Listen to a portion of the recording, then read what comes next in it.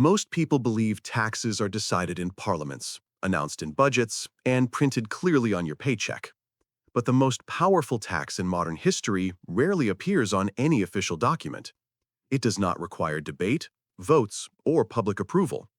It works quietly, invisibly, and continuously. Inflation was never supposed to be this role. Yet over time, it evolved into something governments rely on precisely because people struggle to see it. Every price increase feels isolated. Every paycheck adjustment feels temporary. But together, they form a system that transfers wealth without ever calling itself a tax.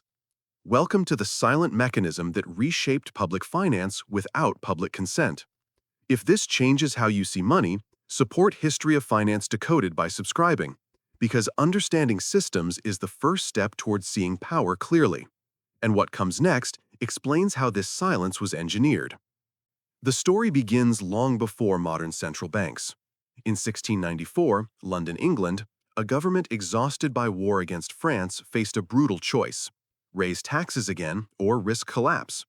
Taxation had limits: political, social, even violent ones. So the English state borrowed instead, founding the Bank of England to manage long-term debt. At the time, borrowing looked temporary and honorable. Inflation seemed accidental, not strategic. Prices moved slowly, currencies were tied to metal, and trust mattered more than speed. But a new idea quietly entered governance. Time could solve today's financial pain. Debt postponed consequences, and inflation would later soften them. What felt like a necessity in wartime quietly introduced a habit that would define government finance for centuries. As states grew larger in the 18th and 19th centuries, their financial needs expanded faster than their tax base.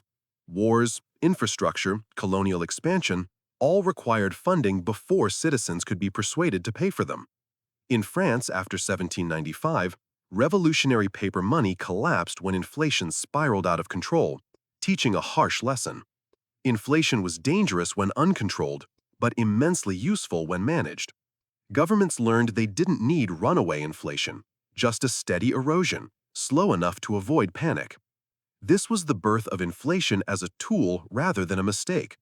It didn't replace taxation, it complemented it. And because its damage unfolded gradually, responsibility was always blurred. Here is the uncomfortable truth most economics textbooks soften. Inflation shifts wealth without sending a bill. People believe they are paying for public services through taxes, while inflation quietly reduces purchasing power in the background. In the early 20th century, especially during World War I, governments across Europe discovered this firsthand. Printing money was faster than taxing citizens already stretched thin. Prices rose, savings weakened, and debts shrank in real terms. What people believed was temporary wartime pressure became a permanent financial habit. Inflation didn't just help governments survive crises, it helped them escape accountability. And once that door opened, it never fully closed. The earliest beneficiaries were states burdened by debt, while the first quiet losers were savers, wage earners, and fixed-income households. In post-war Germany during the early 1920s, extreme inflation destroyed trust altogether. But elsewhere, especially in the United States and Britain, inflation was refined, moderated, and normalized. By the 1930s, governments understood something dangerous. As long as inflation felt confusing rather than catastrophic, resistance stayed low. People blamed corporations, markets, or the economy, seldom the policy itself. Inflation had become politically convenient, and from that moment on, governments would never look at rising prices the same way again. By the mid-20th century, inflation was no longer an accident of war, it was an embedded feature of peacetime governance. After 1944, at Bretton Woods in New Hampshire, a new global monetary order promised stability by tying currencies to the US dollar and the dollar to gold. On paper, this limited inflation. In practice, it centralized power. Governments discovered that as long as confidence remained, restraint could quietly loosen. Spending expanded faster than tax systems could adapt. Inflation remained modest, almost polite, but the mechanism was in place. Growth could be funded today and paid for gradually tomorrow through declining currency value. Most citizens never noticed the shift, but institutions did. Here's the perspective shift that matters. Inflation was never designed to be fair. It was designed to be functional. Governments face constant pressure to promise more than voter patience allows. Raising taxes invites backlash. Cutting spending invites revolt. Inflation solves both problems indirectly. By allowing prices to rise gradually, policymakers fund obligations without openly confronting voters. In the 1960s United States, massive social programs and the Vietnam War were financed not through equivalent tax hikes, but through monetary expansion. Living standards appeared stable, wages rose nominally, yet purchasing power quietly thinned. The system worked precisely because it felt abstract, and abstraction is where accountability disappears.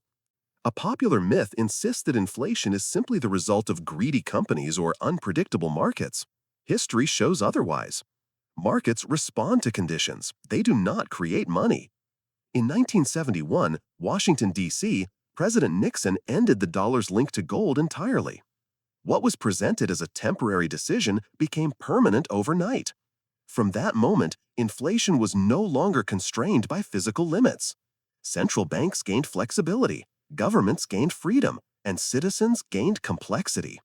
Prices began reflecting policy choices more than scarcity. Inflation had crossed a threshold from side effect to instrument, while public understanding lagged far behind reality. The long-term consequences did not arrive suddenly. They accumulated quietly. Over decades, inflation encouraged debt over savings, consumption over caution. Households learned that holding cash meant losing ground. Governments benefited as old debts shrank in real value. Asset owners adapted. Wage earners struggled. By the 1980s, rising inequality was no longer accidental, it was structural. Inflation rewarded those closest to capital and policy access while eroding fixed incomes below. Yet because inflation lacked a clear villain, resentment had nowhere consistent to land. That confusion kept the system intact longer than any explicit tax ever could. Today's headlines are echoes of those choices. Whether it's post-2008 stimulus, pandemic spending after 2020, or persistent cost of living pressure across the US and UK, the pattern is familiar. Governments face emergencies, debt rises, printing accelerates, inflation follows, and responsibility blurs. The past did not disappear, it embedded itself into modern finance. Inflation isn't a failure of policy, it's a feature repeatedly chosen under pressure. And once you see that connection, modern economic debates stop feeling random, they start feeling historical. A true crisis tests whether a system was designed to serve people or merely survive itself. In 2008, when financial markets froze from New York to London, governments reached instantly for the same tool history had already normalized. Interest rates were pushed towards zero. Money creation expanded beyond anything seen in peacetime. These were framed as emergency measures, but history tells us something important. Emergency tools, once normalized, rarely fully disappear.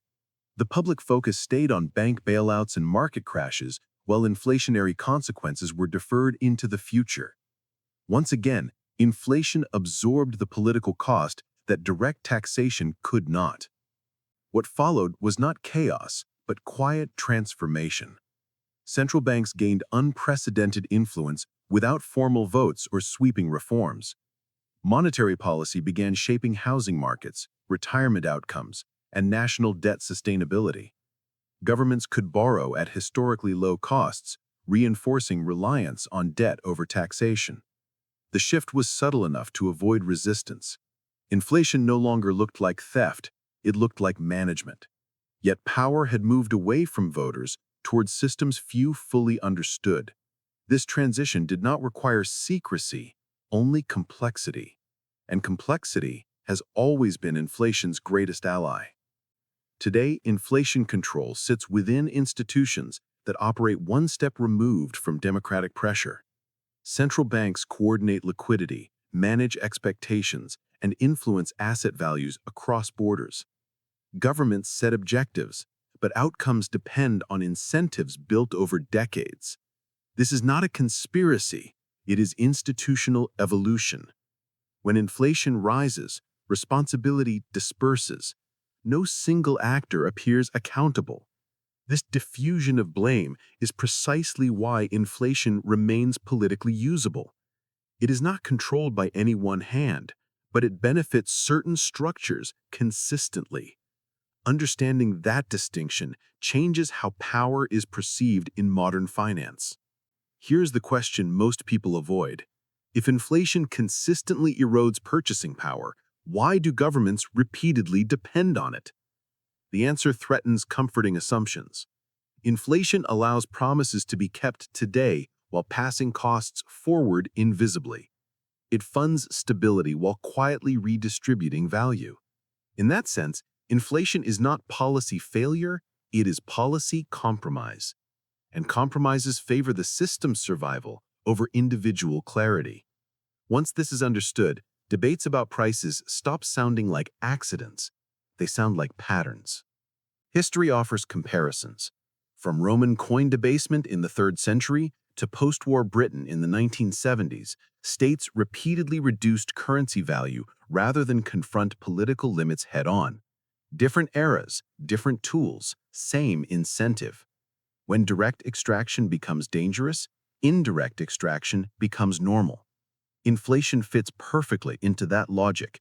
It requires no announcement, no enforcement, and no confrontation. It simply unfolds. And throughout history, systems that learned this lesson tended to last longer, even as citizens quietly paid for the privilege. If inflation persists despite public frustration, it is because reform is structurally difficult.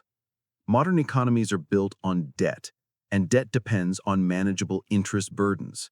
Inflation quietly reduces real debt values over time, easing pressure without restructuring systems or breaking promises. Politicians operate in short cycles.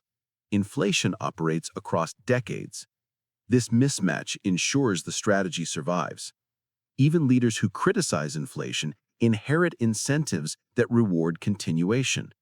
History shows that once a state builds itself on obligations it cannot openly fund, inflation becomes less a choice and more a default. Financial history teaches 3 lessons. First, money is never neutral. It carries the priorities of those who issue it. Second, inflation is most powerful when it appears accidental. Third, societies tolerate hidden extraction far longer than visible taxation. Investors and historians understand this instinctively. They study incentives before outcomes. When inflation rises, they do not ask only what failed, but what constraint was avoided. This perspective does not remove risk, but it restores clarity. The future does not need prediction when history offers direction. Periods of sustained inflation often end not through control, but through restructuring, new monetary frameworks, new political settlements, or loss of confidence forcing change. Whether gradual or abrupt, transitions occur when the invisible becomes impossible to ignore. Every era believes itself exceptional. History disagrees gently, but persistently. What matters is not forecasting the next shift, but recognizing where we are within the cycle. If you understand inflation as a silent tax, debate becomes sharper. Headlines feel less confusing. You stop reacting to numbers and start noticing incentives. That awareness does not grant immunity, but it does grant perspective. Most people experience inflation emotionally. Few ever see it structurally. Understanding the difference is one of the quiet advantages financial history gives those willing to look deeper. If today's analysis changed how you think about inflation, support History of Finance Decoded. Every subscription, every share, and every like helps us continue uncovering historically grounded truths about money and power. We don't chase outrage, we study patterns. Because once you recognize inflation as policy, not mystery, you begin seeing the financial world as it really is, not louder, but clearer.